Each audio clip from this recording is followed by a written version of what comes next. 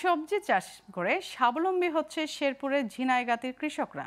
একসময় গারো পাহাড় ঘেরা এই উপজেলার অধিকাংশ জমিই ছিল চাষের অনুপযোগী, আর রোজগার না থাকায় অভাবে দিন কাটত স্থানীয়দের। এখন পতিত জমিতে সবজি চাষ করে এই উপজেলার গ্রামগুলো পরিচিতি পেয়েছে সবজি পল্লী নামে।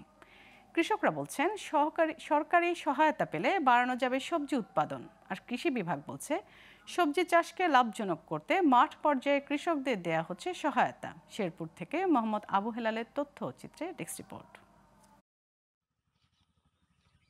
শেরপুরের ঝিনাইগাতির গারো পাহাড় ঘেরা গুমরা, কুছাইকুড়া, হলদিগ্রাম ও সন্ধ্যাকুড়ার অধিকাংশ জমি ছিল চাষের অনুপযোগী। আর কাজ না থাকায় অভাবে দিন কাটত স্থানীয় বাসিন্দাদের। এখন কৃষকরা নিরলস পরিশ্রম করে সারা বছর বিভিন্ন জাতের সবজি চাষ করছেন পতিত জমিতে। এতে ভাগ্যের চাকা ঘুরেছে 4 গ্রামের বাসিন্দাদের। তো আমাদের এই এলাকায় এক সময় আবাদ শূন্য ছিল।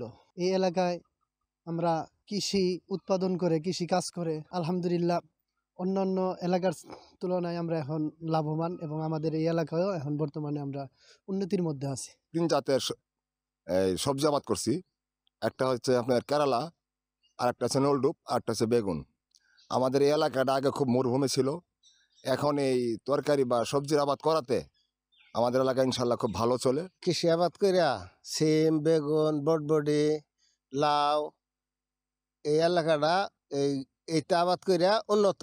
হলদিগ্রাম, সন্ধ্যাকুড়া ও বারোয়া এই 4টি এলাকায় সবজির জন্য বিখ্যাত। এখানে আমরা সিম, বেগুন, কাকরোল, ধুন্দল, লাউ, নানা প্রকৃতির শাকসবজি আবাদ করে থাকি। উপজেলা কৃষি অফিস বলছে বিষমুক্ত ও নিরাপদ সবজি উৎপাদনে মাঠ পর্যায়ে পরামর্শ ও প্রশিক্ষণ সহ দেয়া হচ্ছে সব ধরনের সহায়তা। আমাদের উপজেলা কৃষি অফিস থেকে তাদের বিষমুক্ত এবং নিরাপদ সবজি উৎপাদনের বিষয়ে বিভিন্ন কলা কৌশল নিয়ে আমাদের উপসবের কৃষি কর্মকর্তারা মাঠ পর্যায়ে পরামর্শ দিচ্ছেন, এবং বিভিন্ন প্রকল্পের আওতায় আমরা সবজি উৎপাদনের যে আধুনিক কলা কৌশল আছে সেই কলা কৌশল সম্পর্কে আমরা কৃষকদের অবহিত করছি। ভবিষ্যতে এ ধারা অব্যাহত থাকবে। কৃষি বিভাগের সহযোগিতা পেলে শুধু 4 গ্রামের নয়, উপজেলা জুড়ে বাড়বে সবজি চাষ, এমনটাই মনে করছেন ঝিনাইগাতির কৃষকরা। Global television news desk.